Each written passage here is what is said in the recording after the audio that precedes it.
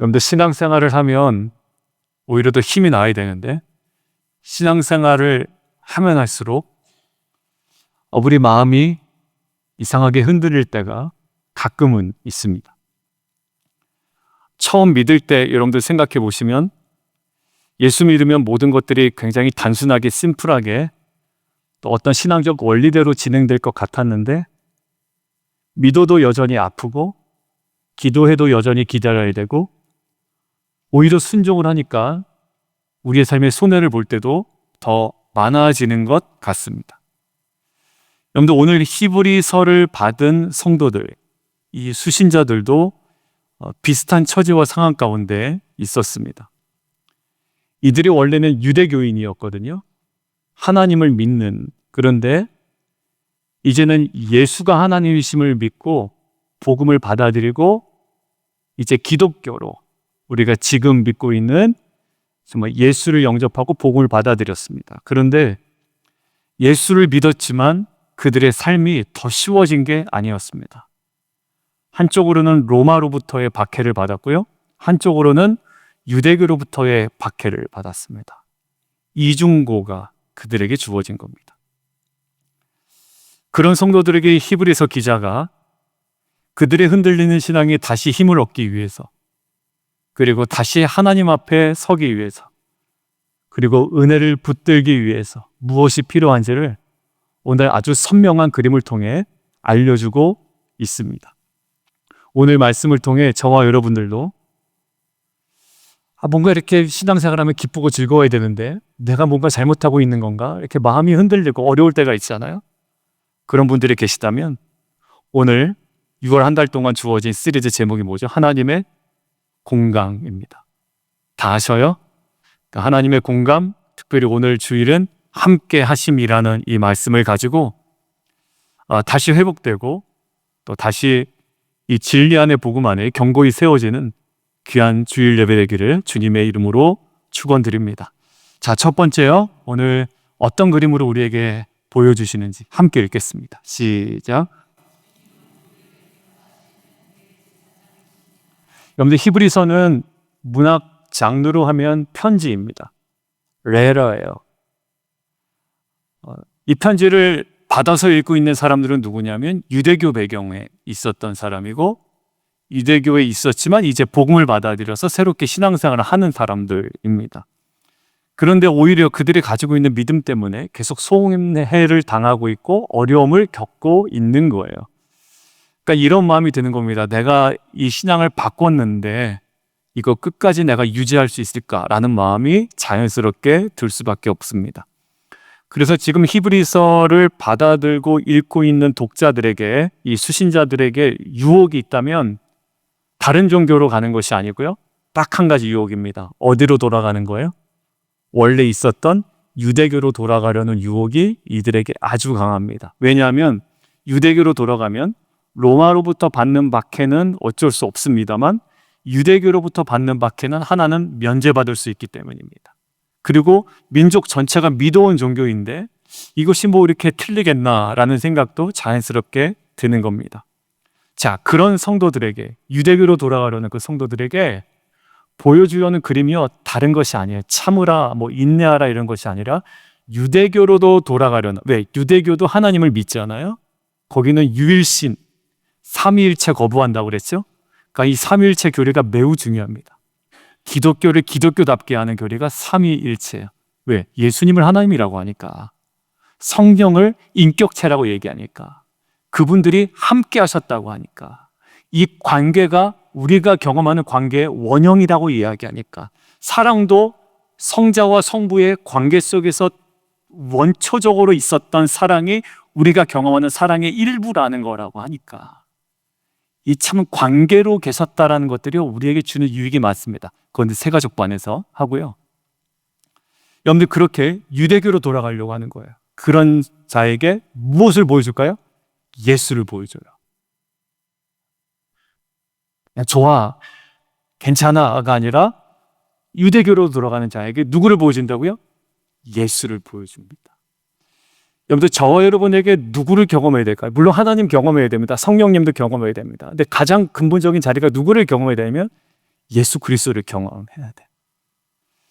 여러분들 14절 말씀 보겠습니다. 어떤 예수를 보여주는지 같이 한번 읽겠습니다. 시작.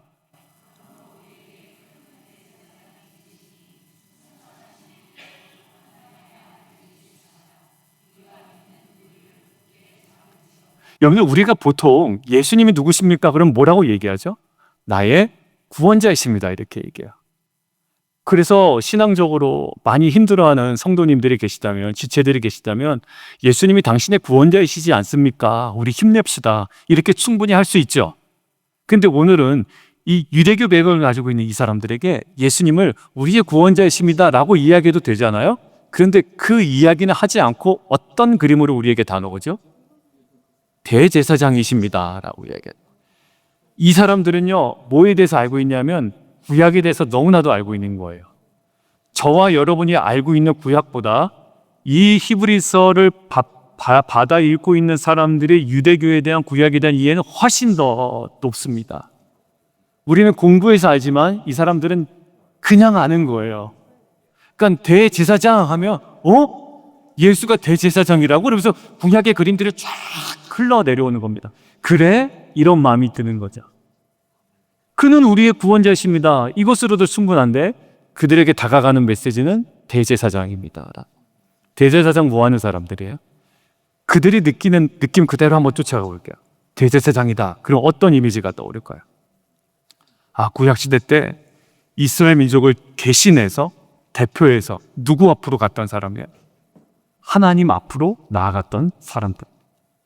대속죄일이 되면 이스라엘 백성의 모든 죄를 가지고 모든 연약함을 가지고 그리고 이스라엘 백성들의 어떠한 그 12지파의 이름을 가지고 하나님 앞으로 나아갔던 자예요.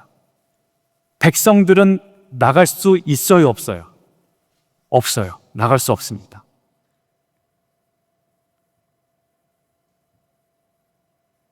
대제사장만 특별히 1년에 한 번씩 지성소로 짐승의 피를 가지고 들어갑니다. 그러면 백성들은 무엇을 기다릴까요? 대제사장이 어떻게 하기를? 다시 나오기를 기다려. 이 그림이 굉장히 히브리서에서의 중요한 그림이에요. 뭐를 기다린다고요? 대제사장, 우리를 대신하여 들어간 대제사장이 살아서 지성소에서 나오기만을 기다립니다. 그래서 나오면 어떻게 돼요? 기쁨과 감사가 있는 건 왜? 우리의 죄가, 우리의 연약함이 사함받았다라는 증거입니다. 뭐가요? 대제사장의 두 번째 나타나심이. 다시 얘기해요.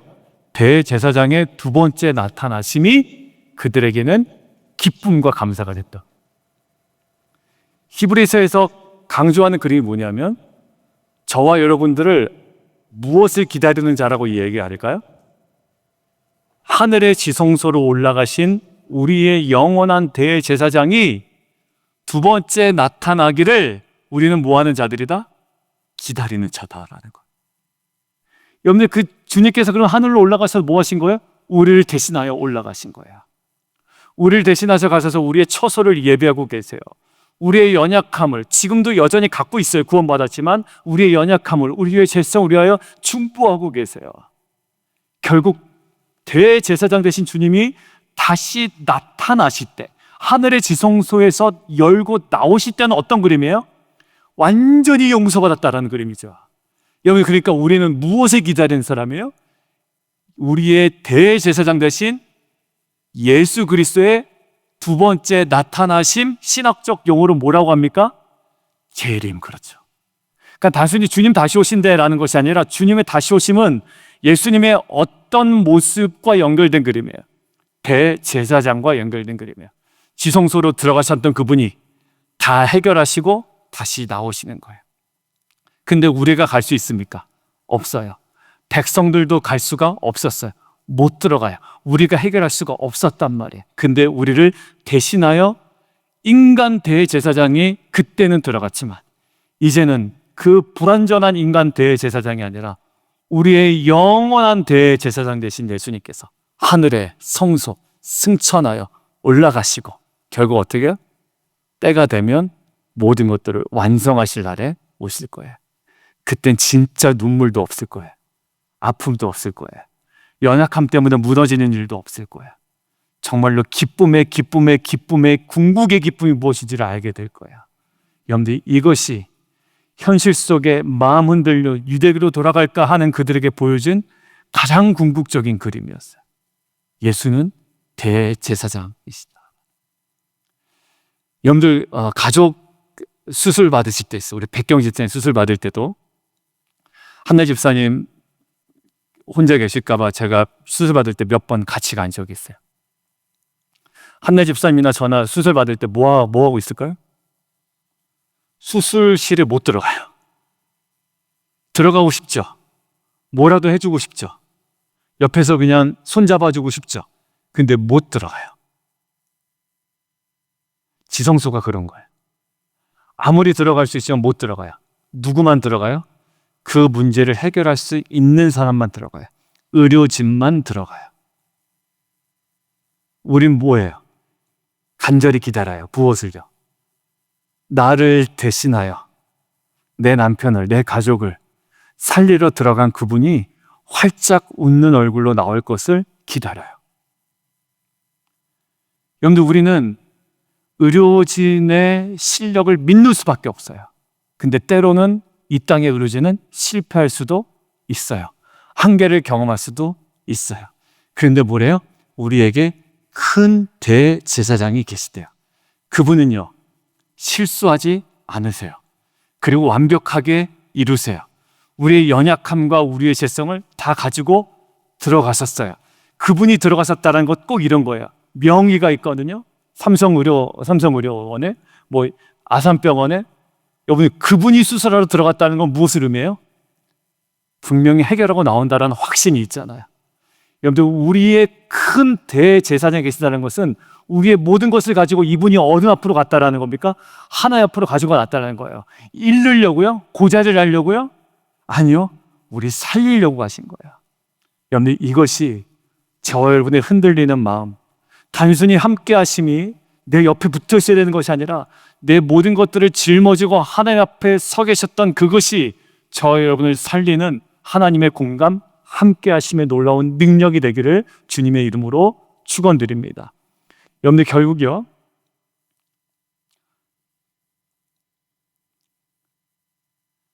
나를 대신해서 들어갔다라는 이 그림은 정말 감사합니다. 제가 이것들 설교 준비하다가 어젯밤에 갑자기 생각나서 어젯밤에 주가했는데, 제가 고등학교 때 가고 싶었던 중학교 때 가고 싶었던 학교가 있었어요. 저는 뺑뺑이 시대거든요. 여기서 시험 봐서 고등학교 들어가신 분도 계시죠. 근데 저는 이제 그 박정희 대통령 그 이후로 이제 뺑뺑이 시대였어요. 저희 학군에 그래도 괜찮은 학교들이 있었어요. 경성, 광성, 한성, 마포고등학교도 있었고, 몇 개가 있었던 것 같아요. 근데 그 중에 하나가 제가 가고 싶었던 학교 경성고등학교였어요. 저희 형님이 나오시기도 했고, 그때 당시 84, 86인가? 86, 88인가? 그때 학력고사 전국 수석을 한 1년 빼놓고 연달아서 2번 나왔어요. 그 황덕선이라고 예전에 청와대 노동 무슨 관련 비서관까지 올라가신 분 한 계시고요. 하여튼 그 2분이 경성의 자랑이었어요. 그래가지고 그때 학력고사 전국 수석을 배출한 학교 이래가지고 강북에서 나름 프라이드가 엄청 강했던 학교입니다. 왜냐하면 그 창립자가 예전에 박정희 대통령 당시에 좀 이렇게 아무튼 관련이 있으셨어요. 그래가지고 아무튼 우리 학교에 대한 프라이드가 강했는데, 저에게는 다른 욕구 때문에, 뭐냐면 거기에 중창단이 있었습니다. 에쿠스 중창단. 에쿠스 중창단을 제가 중학교 때 연주회를 갔는데 너무 잘하는 거야. 야, 저기 중창단을 제가 꼭 들어가야 되겠다. 근데 이게 뺑뺑이니까 걸리지 않으면 딴 학교에 가야 돼요. 광성고등학교도 중창단이 있어요. 로고스, 하리스 2개가 있는데, 그래서 나는 에쿠스 중창단. 그리고 거기는 교복이 또 굉장히 좀 예뻤어요. 그때 곤색 양복에 자주색 넥타이. 그걸 너무 입고 싶은 거예요. 뺑뺑이를 돌렸습니다. 어디로 배정됐을까요? 경성고등학교, 아이스아키부. 그러니까 여러 가지로 가고 싶었어요. 원래 아이스하키부는 돈 많은 강남 학교들이 왔는데 저희 강북은 아무튼 좀 여러 가지 좀 관시가 있어가지고요. 예, 저희 또 아이스하키부가 있었어요. 막 우승도 하고 막 이랬어요. 휘문, 막 중동 막 다 이길 때도 있었어요. 아무튼 갔어요. 가서 이제 중3 끝나고 고등학교 가는데 교복을 딱 받으러 갔거든요. 교복을 받을 때 그때 무슨 딱지를 가지고 가요. 이렇게 뭐 적어놓고 기억은 안 나는데 받으려고 딱 가는데 사람들이 너무 많이 몰려가지고요. 계속 내 아버지랑 같이 가는데 아버지는 뒤에 계시고 막 하는데 막 어쩔 줄 몰라 쭈삣쭈삣하고 저는 또 중3짜리가 뭘 하겠어요. 그러니까 분명히 내가 먼저 왔는데 막 치고 들어간 다른 사람 때문에 제가 교복을 못 받고 있는 겁니다. 그때 우리 아버지께서 제 손에 있는 종이를 딱 들고 하더니 이후 때는 얘기 안 했지만 좀 솔직히 얘기하면 넘어가서 안 되는 걸 탁 넣고 가시더니 그 담당자 앞에 탁 서시는 거예요. 또 뭐라고 막 얘기하시는 거. 이게 뭔지는 모르겠어요. 근데 아무튼 제 가슴에 꼭 하고 뛰는 거예요. 우리 아버지 어떡하지? 딱 해결해 가지고 제 교복 양복을 딱 들고 나오시는 겁니다. 여러분들 제가 거기 들어갈 수 있어요, 없어요? 못 들어갑니다. 여러분들 괜히 혼납니다. 네, 우리 아버지가 저를 대신해서 들어가셨어요. 담당자 딱 부르더니 당신 이거 교복 어느 업체랑 연관되는 거며 이거 뭐 하여튼 이제 그분들이 들면 찍 이렇게 뜨끔뜨끔 할 거를 이제 막 얘기하시더니 결국 해결해가지고 나오셔서 제 교복을 찾아오셨어요. 여러분들 저는 이 그림이 갑자기 생각이 나는데요. 여러분들 저희가 지성소를 못 들어가요. 저희 죄와 연약함 여러분들 보세요. 상처 계속 끌어안고 계신 분들이 있거든요. 지워졌다 하지만 안 지워져요. 그런데 그 모든 것들을 끌어안고 어디로 하나님 앞으로 가신 분이 계세요. 우리가 갈 수 없는 그 자리에 다 가지고 마치 우리 아버지처럼 야 종이 가지고 와. 너 못 가? 내가 갈게. 탁 가지고 어디에 큰 대전에 계시니 승천하시고 하나님의 아들 예수가 지금 거기에 가 계시다라는 거예요. 여러분들 이것이 저와 여러분의 지금 경험할 수밖에 없는 연약함과 흔들림을 온전히 회복시키는 은혜의 그림이 되기를 원합니다. 여러분들 우리 옆에 분들과 인사 나눌까요? 예수님은 나의 큰 대제사장 되십니다. 그리고 히브리서의 주제이기도 한데요. 많은 신학자들이 쉽게 얘기하면 이렇게 얘기합니다. 한 번만 더 얘기할 거예요. 예수님은 짱이십니다. 이렇게. 예. 여러분들 결국 우리가 하나님 앞에 나아갈 수 없을 때 나를 대신하여 하나님 앞에 나아가신 대제사장이 그 예수님이시다라는 이 고백. 이 고백처럼 흔들렸던 믿음이 있다면 다시 오늘 큰 대제사장 되신 예수 그리스도로 인하여 다시 인생이 세워지고 회복되어지는 귀한 은혜의 예배 되기를 주님의 이름으로 축원합니다. 자, 그럼 질문이에요. 큰 대제사장 되신 하나님이 하늘에 계시다고 그러는데 뭐 깊이 우리를 이해할 수 있을까라는 의구심에 대한 주님이 보여주시는 또 다른 그림입니다. 같이 한번 읽겠습니다. 시작. 15절 말씀인데요. 같이 한번 읽겠습니다. 그 대제사장이 어떤 분이냐면 하고 설명해 주네요. 자, 시작.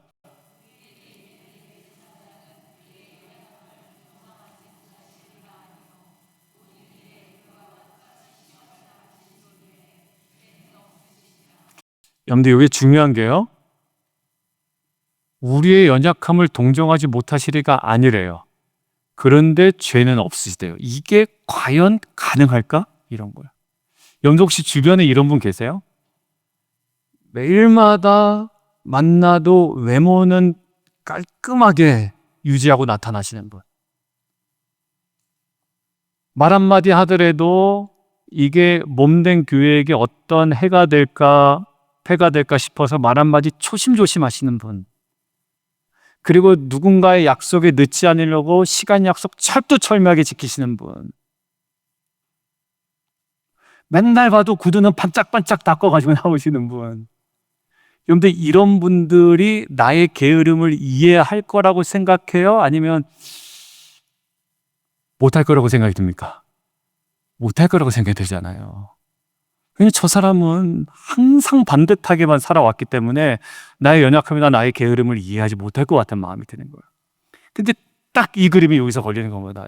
예수님 죄가 있으시대요, 없으시대요? 없으시대요. 그런데 우리를 깊이 동정하실 수 있을까? 라는 거예요. 근데 이 그림은 어떻게 이해하면 되냐면, 죄가 없으시단 말은 그분이 하나님이시기 때문에 존재론적으로 죄가 없으시단 말을 지금 하려고 하는 것이 아니라, 그도 육체 가운데 오셨죠. 시험도 받으셨죠. 마귀의 유혹도 받으셨죠. 돌을 떡으로 만들어 보라고도 하셨죠. 십자가 없는 영광으로 빨리 가라고도 지금 유혹을 받아보셨던 분이죠. 근데 죄가 없으시다는 말은 존재론적으로 하나님이기 때문에 죄가 없으시다는 말도 있지만, 동시에 우리와 똑같이 육체를 입고 어려움을 겪고 유혹도 받으셨지만 그분은 뭐 하신 분이다? 그 모든 것들을 이겨내신 분이다라는 거예요. 여러분들, 이겨내신 분이기 때문에 우리를 더 깊이 이해하신다라는 거죠. 예를 하나 들어볼게요. 여러분들 마라톤 좋아하잖아요, 달리기. 제가 풀코스 마라톤을 3번 완주했어요. 42.195km를. 여러분들, 저는 그래서 35km, 36km, 37km가 힘듦이 어떤 힘듦인지를 완주해보지 않은 사람보다 더 이해할까요? 덜 이해할까요? 여러분들, 제가 뭐 어렵게 설명했어요. 우리가 달리기 힘든지는 다 알죠. 누구나 물어보면 달리기 힘들어, 야 달리기 쉽지 않다, 야 5km 쉽지 않고 10km 쉽지 않다, 다 얘기할 수 있어요. 그런데 마라톤 풀코스를 뛰어본 사람은 마라톤을 뛰다가 37km, 38km에 느낄 만한 그 고통이 어떤 고통인지를 5km도 안 뛰어본 사람보다 더 알겠죠. 여러분들, 목회자는요, 목회 힘든 줄을 다 알아요. 다 알아. 근데 목회 힘들다고 그만둔 사람과 힘들지만 버티고 끝끝내 완주한 사람과는 이해폭이 다르겠죠. 여러분들, 비즈니스 어렵다는 건 누구나 얘기할 수 있어요. 저같이 비즈니스를 안 해본 사람도 얘기할 수 있어요. 그러나 비즈니스 현장이 어렵지만 끝까지 어렵지만 힘들지만 버티고 끝끝내 마지막까지 감당해 놓은 사람이 이해하는 것과는, 제가 이해하는 것과는 전혀 다르죠. 무슨 말씀인지 아시겠어요?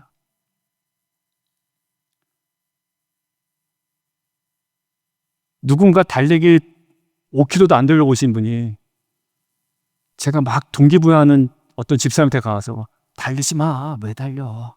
달리기 힘든데. 아무 도움이 안 되겠죠. 달리기 힘든 거는 알지만 그 힘듦 속에 어느 지점으로 가야 되는지, 그것이 어떤 의미가 있는지, 그 지금 어느 지점으로 와 있는지, 얼마나 힘들지 누가 더 잘 알아요? 완주해 본 사람이 더 잘 알아요. 근데 예수님은 중간에 포기하신 분이에요? 완주하신 분이에요? 완주하신 분이. 완벽하게 완주하신 분이라는 거. 죄가 없으시단 말이 바로 그 포인트예요. 여러분들, 완주해 보셨기 때문에 우리가 지금 얼마나 힘든지, 다른 사람에게 이해하지 못하는 정말 어려움 가운데, 고통 가운데, 외로움 가운데, 번민 가운데 있는지를 너무나도 잘 아신단 말이에요. 여러분들, 38km 가면요, 이게 거의 생각과 몸이 따로 놀아요. 이거 떼어야 되나 말아야 되나. 다리가요, 천근만근이라고 그러잖아요. 딱 그 느낌이에요. 근데 저는 알아요. 40km 가면 몸이 전혀 달라지는 걸 알아요.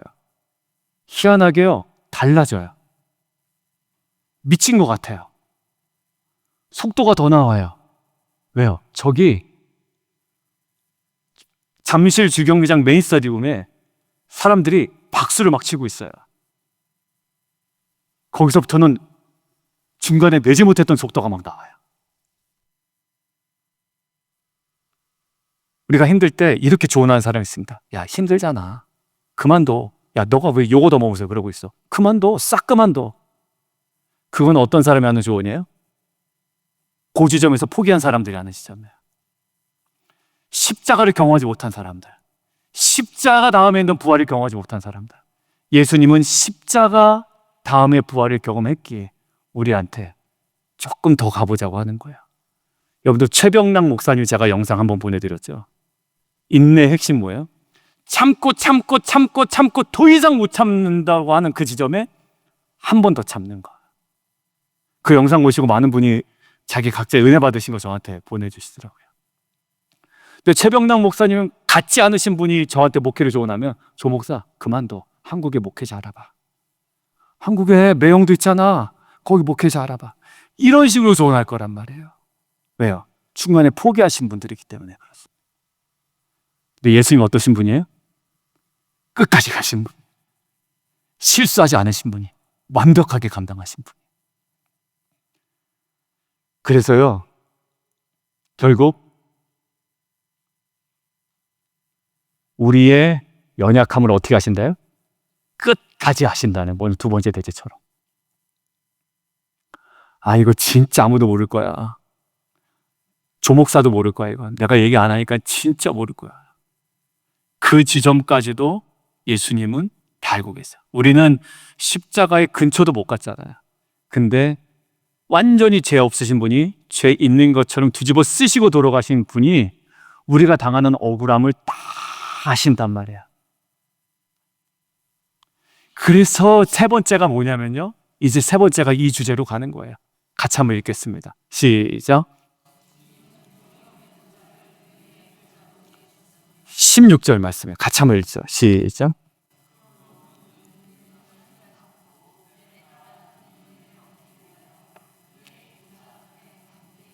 그러니까 지금 이거예요. 두 번째에서 세 번째 넘어갈 때 그냥 스무스하게 넘어갔잖아요. 제가 왜 그러냐면, 그러므로라는 거예요. 앞에 이게 뭐였습니까? 우리 앞에 큰 대제사장이 계시기 때문에, 야, 우리의 모든 것을 가지고 종이 딱 뺏어서, 야, 내가 갈게 하고 하나님 앞에 먼저 서 계신 분이 계시고, 그분은 우리와 같이 다 모든 유혹을 받으시고 절망 가운데도 놓여 보셨지만 그것들을 완벽하게 감당해내시고 승리하시고 이겨내신 분이시기에, 십자가의 죽음도 경험하셨지만 부활의 영광도 경험한 분이시기에 너를 너무나도 잘 이해한다. 연약함의 끝까지 알고 계신다라는 거야. 그러니까 지금 너 유대교로 돌아가려는 마음, 흔들리는 마음 이제 다시 붙잡고 어떻게 가요? 때를 따라 돕는 은혜를 얻기 위하여 은혜의 보좌 앞에 담대히 나아가라. 여러분들, 이 보좌가 중요한데, 그들은 구약에 능통한 사람들이죠. 여러분들, 보좌는 어떤 그림이냐면, 그 사람들이 생각하는 보좌 하면 딱 어떤 그림이 떠오를까요? 왕의 보좌, 권위의 보좌, 파워예요. 그 두려움이에요. 그래서 보좌 하면 앞에 수식어를 이렇게 붙여야 돼요. 두려움의 보좌라고 붙이는 게 맞아요. 근데 지금 히브리서 저자는 보좌에 대한 수식어를 바꿔버려요. 은혜의 보좌 앞으로 나아가라는 거예요. 여러분들, 죄인이 설 수 없고요, 판결이 있는 자리인데요, 두려움으로밖에 설 수 없는데, 아니야, 이제 바뀌었어. 내 거를 가지고 먼저 가 계신 대제사장 예수가 계시고, 그분은 똑같이 유혹을 다 받아보셨거든. 다 알고 계시거든. 근데 그는 중간에 포기하신 분이 아니라 끝까지 가신 분이야. 그러니까 너희 연약함을 다 알아. 그러니까 어디로 가요? 보좌는 두려움의 보좌가 아니야, 은혜의 보좌라는 거예요. 거기 어떻게? 담대히 나아가라는 거예요. 여러분들, 이게 에스더서의 한 장면이 보이는 것 같아요. 에스더서는 보면 왕에게 함부로 나가면 안 됩니다. 아무리 왕후라고 하더라도 왕이 부르지 않았는데 왕 앞에 나가면 죽을 수도 있는 거예요. 근데 민족을 살려야 되겠거든요.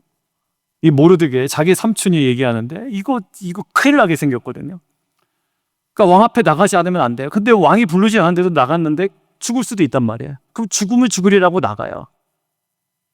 여러분들, 에스더에게는 그 보좌가 어떤 보좌예요? 두려움의 보좌거든요. 근데 왕이 뭐를 내밉니까? 그렇죠, 금규를 내밀어요. 여러분들, 금규는 뭐의 상징이에요? 장식품이 아닙니다. 권위의 상징이에요. 왕권의 상징이에요. 여러분들, 결국 그것이 내밀어졌다는 것은 무슨 의미냐면, 나도 받아줄게 라는 거예요. 너 죽지 않아. 너 앞으로 가까이 나와도 돼 라는 거예요. 여러분, 그래서 에스더가요, 이제 에스더에게는 그게 두려움의 보좌가 아니라 무엇으로 바뀌어요? 은혜의 보좌를 맡깁니다. 이제 민족이 다 말살되기 직전에 그 보좌, 은혜의 보좌를 통하여 민족이 다시 살아나게 되는, 원수가 죽게 되는 일들이 거기서 벌어지게 되거든요. 여러분, 우리에게는 금규가 뭘까요?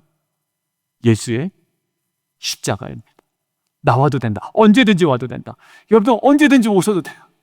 새벽기도 문 열려 있어요. 언제든지 오셔도 돼요.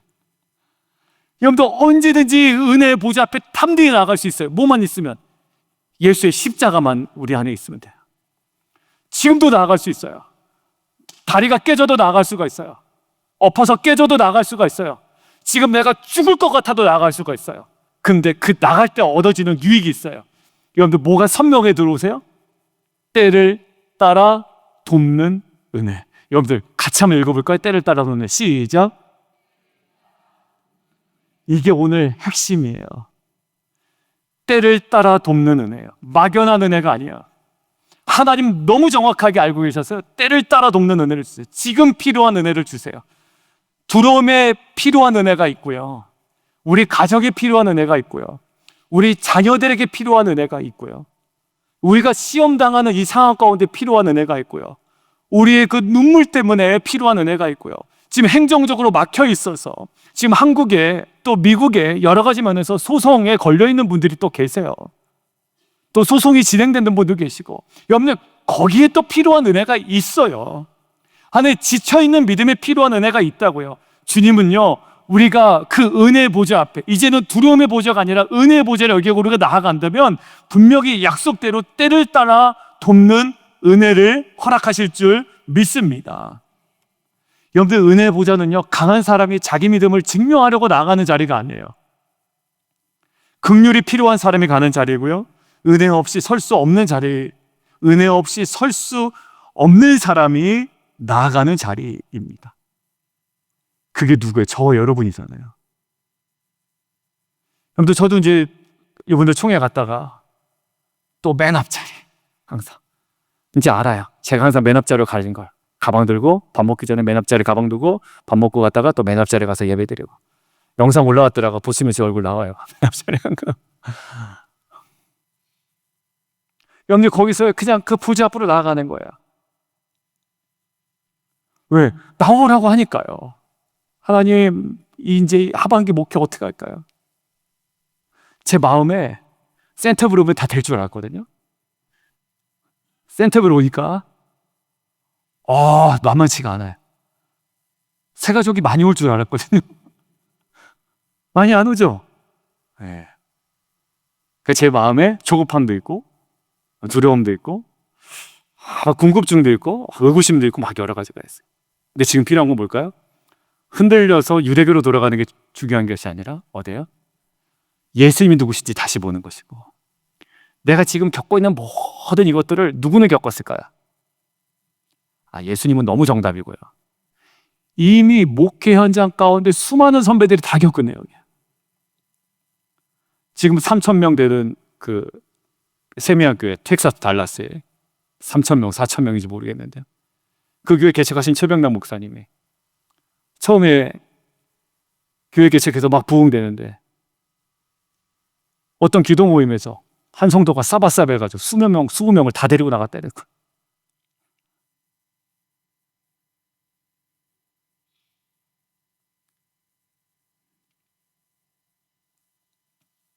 요번에 그 어떤 간증을 하는데요. 간증을 해서 대단한 간증이 일어났어요. 근데 너무 연약한 교회 8명이 모이는 교회, 많이 모이는 교회 왔는데 8명만 남았대요. 근데 어느 교회? 라스베가스에 있는 교회예요. 그 교회에 담임 목사 없는 교회 와서 설교 좀 해달라고 그래서 이분이 이제 여기 교회도 선교고 이쪽 교회도 설교하셨대요. 그랬더니 이제 설교 은혜를 받으셔서 이제 그럼 우리가 합칩시다 해서 합쳤대요. 갑자기 몇십 명이 돼버린 거예요. 이쪽 교회 이쪽 교회 합치니까. 그리고 또 새가족들이 많이 오게 했대요. 근데 그 중에 한 분이 목사 설교 때문에 교회가 부흥하는 게 아님을 증명하려고 싹 데리고 3명 남기고 다 나가. 여러분들, 참 교회 희한한 일 많죠. 근데 그런 일이 사실 많아요. 내가 주인공 되고 싶고 내가 리더 되고 싶고 나 때문에 잘 되고 싶고 목사나 성도나 다 똑같거든요. 선배 목사들 다 경험하고 오셨어요. 그래서 저한테도 그러시는 거예요. 개척교회는 개척교회 나름대로 힘들고 성장하는 교회는 성장한 교회 나름대로 고충이 있고 다 셋업이 되고 뭔가 정말 인원이 많은 교회는 그냥 시스템대로 돌아갈 것 같지만 그 안에도 어려움이 있다라는 거예요. 근데 그 모든 것들을 다 하신 분이 계세요. 예수 그리스도. 셈이란 거 다 얘기하잖아요. 다 하신대요. 무슨 자리야? 그 은혜의 보좌 앞에 나아가는 거야. 여러분들 남편 때문에 속 썩는 거 부인들 나만 겪는 고난이냐고. 아니죠. 몇 분만 얘기하다 보면 이 남편이 이 남편이라 겉을 볼 땐 저 남편이 좋아 보이다가 얘기해 보니까 다 똑같죠. 농담입니다만. 여러분들 그냥 거기서 다 거기에요. 다 경험됐어요. 인간은 다 죄성을 가지고 있고 근데 주님은 그 때문에 마음 아파하는 걸 다 아시고 이제 은혜 보좌 앞으로 우리를 초청하신단 말이죠. 여러분들 저와 여러분의 마지막 자리는 정죄의 자리가 되지 않기를 원합니다. 그냥 절망으로 포기하는 자리가 되지 않기를 원해요. 여러분들 하다가 힘드니까 끝! 여러분들 이것이 저와 여러분의 마지막 자리가 되지 않기를 원해요. 한 번 더 참아보세요. 그리고 보좌 앞으로 가보세요. 정말 못하겠어요 이제. 정말 못하겠어요. 나 이렇게 못 섬기겠어요 하나님. 저 사역지를 옮겨주시던가 아니면 저를 교회를 옮겨주시던가. 제 얘기 아니에요.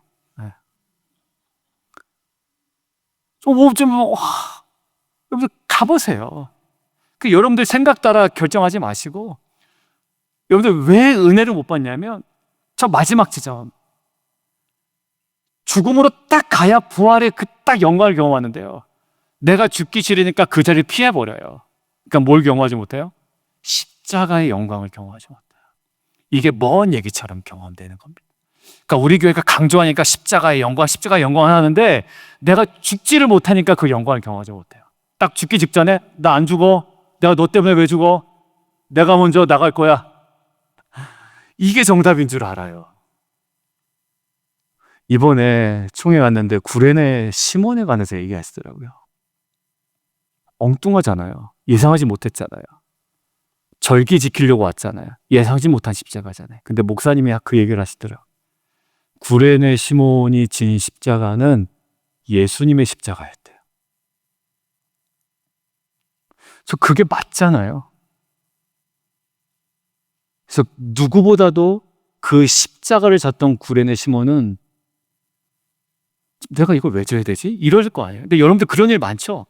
내가 왜 이 꼴을 당해야 되지? 예상하지 못한 십자가 당하잖아요, 저희가. 지금 이야기의 주인공이 돼버린 거잖아요. 어찌 보면 굉장히 안 좋은 자리에 내가 왜 이 꼴을 당해야 되지? 그런데 목사님이 중요한 얘기를 하셨어요. 구레네 시몬만큼 예수의 십자가를 깊이 이해한 사람이 있을까? 여러분들 목회자 저와 여러분들 교회 성도들 십자가 얘기하지만 우리는 배워서 알고 들어서 알고 느낌으로 알지만 그거는 뭐만 안다? 십자가를 져본 사람만 안다라는 거예요. 여러분들 십자가를 지는 사람에게는 또 때를 따라 돕는 은혜가 주어집니다.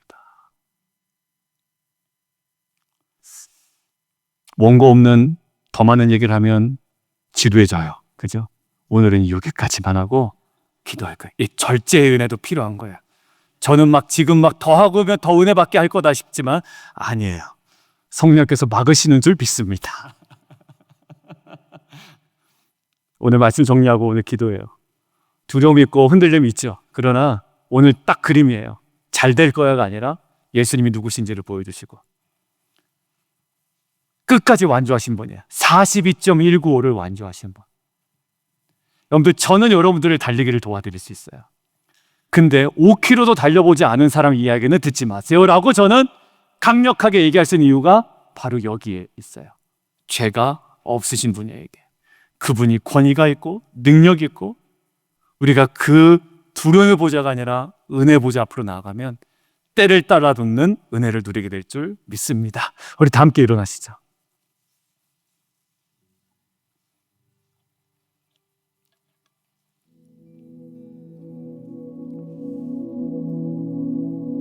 오늘 찬양할 텐데 2절에 이렇게 나와 있습니다. 하나님의 그 크신 사랑이 우리 죄를 사하셨네. 공감이라는 주제로 6월을 보내고 있는데, 이어서 고백이 어린 양의 보혈의 은혜로 나 담대히 나아가. 그리고 후렴에서 이렇게 찬양해요. 오 하나님 그 빛난 얼굴 배우며 두 손 들고 나아갑니다. 여러분들 은혜의 보좌 앞으로 오늘 두 손 들고 나아갔으면 좋겠어요. 여러분들 물리적인 손 드는 거 힘들어요. 그렇지만 오늘 한번 손 들어보시고, 처음부터 들지 마시고 뭔가 딱 필링이 왔을 때, 느낌이 왔을 때, 주님 그래 은혜 보좌 앞으로 나아갑니다. 두 손 들고 한번 찬양하고 우리가 부르짖는 기도로 나아갔으면 좋겠습니다. 함께 찬양하겠습니다.